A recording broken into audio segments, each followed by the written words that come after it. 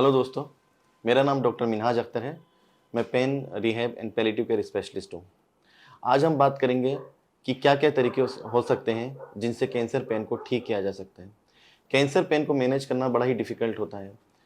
अगर हम डब्ल्यूएचओ की गाइडलाइन के अकॉर्डिंग देखें, तो कैंसर पेन को एक स्टेप वाइज़ स्टेप में अगर अपन ठीक करें, पेशेंट पेन बहुत कम है, तो उसको क्या दवाई दी जाए, पेन थोड़ा ज़्यादा है, तो उसको क्या दवाई दी जाए और पेन बहुत ज़्यादा है, तो उसको क्या दवाई दी जाए और किन किन क परिस्थितियों में हमें इंटरवेंशन यूज़ करने चाहिए।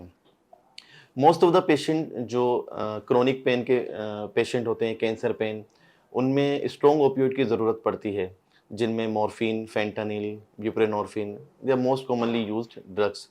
बट कभी-कभी देखा गया है, कुछ पेशेंट में इन दवाइयों से भी आराम नहीं मिल पाता है या फिर ये दवाइयाँ कॉन्ट्राइंडिकेटेड होती हैं या ये दवाइयाँ मरीज़ नहीं ले पाते हैं, क्योंकि उस दवाइयों के साइड इफ़ेक्ट बहुत ज़्यादा होते हैं। तो कुछ ऐसी तकनीक होती हैं जो इन दवाइयों को ना देके हम इंटरवेंशनल तरीके से इंटरवेंशनल कैंसर को पेन को मैनेज करके हम मरीज़ को काफ़ी आराम दिला सकते हैं। इसमें से कई तकनीक हैं, जिसमें से न्यूरोलाइसिस। न्यूरोलाइसिस में जो भी पर्टिकुलर जो नर्व होती हैं, जिनको हम कुछ स्पेसिफिक दवाइयाँ होती हैं, उसको डाल के हम उनको न्यूरोलाइसिस कर देते हैं, जिसमें से phenol and alcohol most common है। अनदर टेक्नीक है जिसमें रेडियो फ्रीक्वेंसी एब्लेशन होता है, जिसमें मरीज़ के उस पर्टिकुलर नर्व को टारगेट करके उसको एब्लेट करके दर्द को ठीक किया जा सकता है। कुछ इंटरवेंशनल ब्लॉक्स होते हैं, जिनमें कैंसर के मरीज़ को इलाज दिया जा सकता है।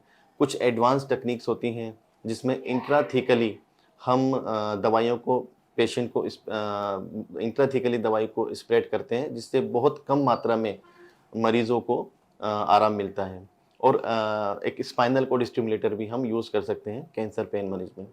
अगर हम बात करें मोटा-मोटा, तो head and neck cancer patients में अगर फेशियल पेन है, तो उसमें कुछ ब्लॉक्स होते हैं जिनसे पेशेंट की क्वालिटी ऑफ लाइफ को बहुत इम्प्रूव किया जा सकता है, जिसमें ग्लोसोफेरिंजियल नर्व ब्लॉक हैं या फिर mandibular nerve block, maxillary nerve block या फिर हेड एंड नेक में अगर पेशेंट का सिम्पैथेटिक सिस्टम इन्वॉल्व है, जिसमें बहुत न्यूरोपैथिक पेन है, उसको एलोडाइनिया है, उसको हाइपरएल्जेसिया है, उसकी सूजन है बहुत ज़्यादा, लिम्फेडिमा है, तो उसमें स्टीलेट गैंग्लियन ब्लॉक का बहुत अच्छा रोल है।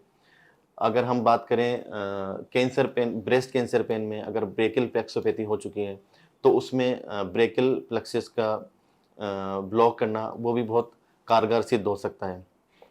कुछ ऐसे पेन होते हैं जो कि एब्डोमिनल पेन करते हैं, जो अपर एब्डोमेन पेन करते हैं, जिसमें liver cancer, pancreas cancer, stomach cancer, उसमें पेशेंट को बहुत सीवियर एब्डोमिनल पेन होता है।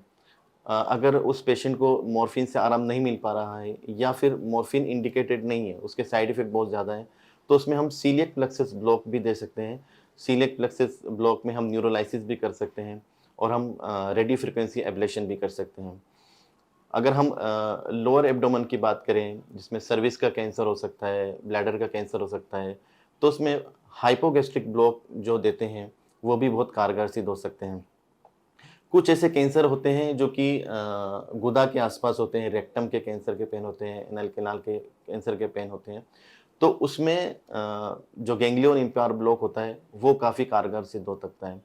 इसके अलावा कई सारे जो मरीज़ होते हैं कैंसर पेन के, उनमें कैंसर पेन के अलावा भी कई सारे दर्द होते हैं, जैसे किसी को कमर दर्द हो सकता है, किसी को घुटनों का दर्द हो सकता है, किसी को कंधे का दर्द हो सकता है।